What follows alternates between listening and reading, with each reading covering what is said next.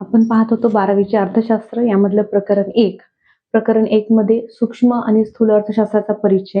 हे पाहत असताना आपण सूक्ष्म अर्थशास्त्राचा अर्थ पाहिला. सूक्ष्म अर्थशास्त्राचा अर्थ पाहत असतानाच आता आपण जाणार आहोत सूक्ष्म अर्थशास्त्राची व्याप्ती काय आहे. तर सूक्ष्म अर्थशास्त्राची व्याप्तीचा अर्थ काय होतो? व्याप्ती या शब्दाचा अर्थ असा होतो की हे किती व्यापलेलं आहे. म्हणजे या सूक्ष्म अर्थशास्त्रामध्ये आपण कोणत्या कोणत्या घटकांचा अभ्यास करणार आहोत. हेच म्हणजे व्याप्ती. आता सूक्ष्म अर्थशास्त्रात आपण कशा-कशाचा अभ्यास करणार आहोत?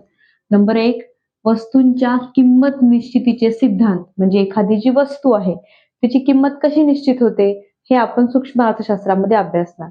आता वस्तूची किंमत निश्चित करायची म्हणलं तर यामध्ये 2 घटक महत्त्वाचे ठरतात. एक आहे वस्तूला असलेली मागणी आणि नंबर 2 आहे वस्तूला असलेला पुरवठा. म्हणजे एखाद्या वस्तूला मागणी किती आहे? समजा ही पेन आहे. या पेनसाठी मागणी आहे 10 म्हणजे 10 व्यक्तींनी ही पेन मागितलेली आहे.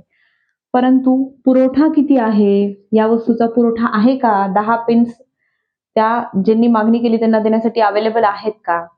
तर ते झाला वस्तूचा पुरवठा. जेव्हा वस्तूची मागणी आणि वस्तूचा पुरवठा एकमेकांच्या बरोबर असते, जेवढी मागणी तेवढाच पुरवठा, त्यावेळेस तिथं वस्तूची किंमत निश्चित केली जाते. जर वस्तूची मागणी जास्त असेल, ओके, मागणी ही जास्त असेल आणि पुरवठा हा कमी असेल, तर काय होणार? विचार करा बरं. वस्तूला मागणी जास्त आहे आणि पुरवठा कमी आहे. बघा आपल्याकडे बरेच वेळा असं होते, की कांद्याचं उत्पादन कमी होते. मग काय होते? कांद्याचे भाव वाढतात. म्हणजेच वस्तूला जर मागणी जास्त असेल आणि जर पुरवठा कमी असेल, तर काय होणार? त्या वस्तूची किंमत जास्त वाढणार. याउलट जर वस्तूला असलेली मागणी कमी असेल, मागणी काय आहे? कमी आहे. पण पुरवठा जास्त आहे. अशा वेळेस काय केले जाते, की सेल्स लावले जातात, डिस्काउंट्स दिले जातात आणि त्या वस्तूचं कसं असते, जेवढं काही प्रोडक्शन आहे ते त्यांना संपवावं लागतं. मग त्यासाठी काय करतात ते अशा वेळेला वस्तूची मागणी कमी करतात. तर हे सिद्धांत आहे, आपल्याला अभ्यासाचा आहे. अजून याच्यावर पुढे बरेच डिटेलमध्ये पाहायचं आहे. तर आपण काय पाहणार? सूक्ष्म अर्थशास्त्रामध्ये आपण कशाचा अभ्यास करतो? नंबर 1 वस्तूच्या किंमत निश्चितीचा सिद्धांत याचा आपण अभ्यास करत असतो. त्याच्यामध्ये आपण मागणी अभ्यासणार. मागणी म्हणजे काय? मागणी कशी ठरते? पुरवठा म्हणजे काय? पुरवठ्याचे घटक कुठले असतात? यांचे पुन्हा सिद्धांत आहेत. हे आपण एक-एक पुढे पाहू. त्यानंतर आहे उत्पादन घटकाच्या किंमत निश्चितीचा सिद्धांत.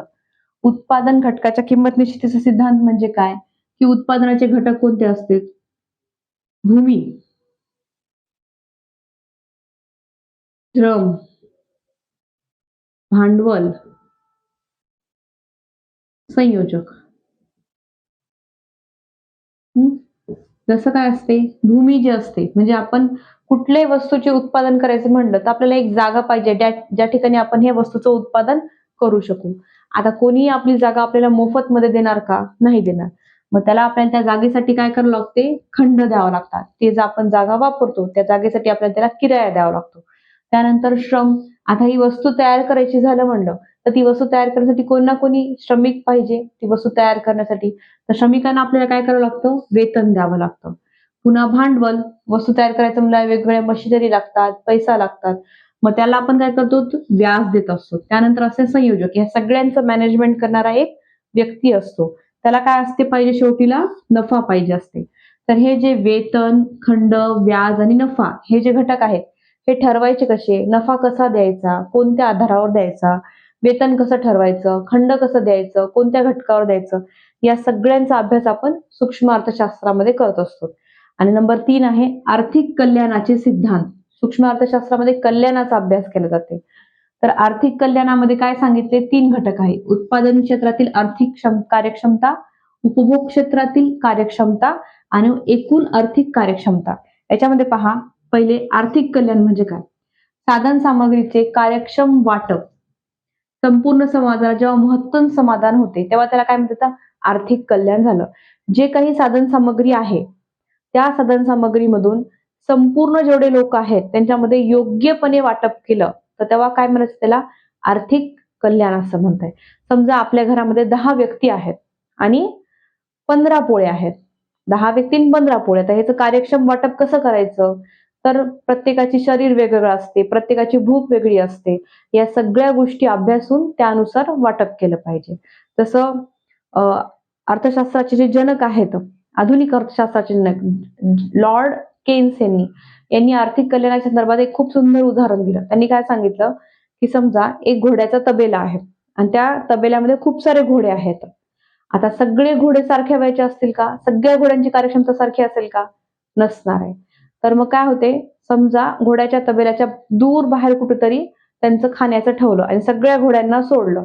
तर काय होईल, जे घोडे एजला कमी आहेत, ज्यांच्यात तंदुरुस्ती आहे, जे शक्तिशाली आहेत, असे घोडे काय करतील फास्टमध्ये पळत जातील आणि जे काही अन्न ठेवलं ते खाऊन घेतील.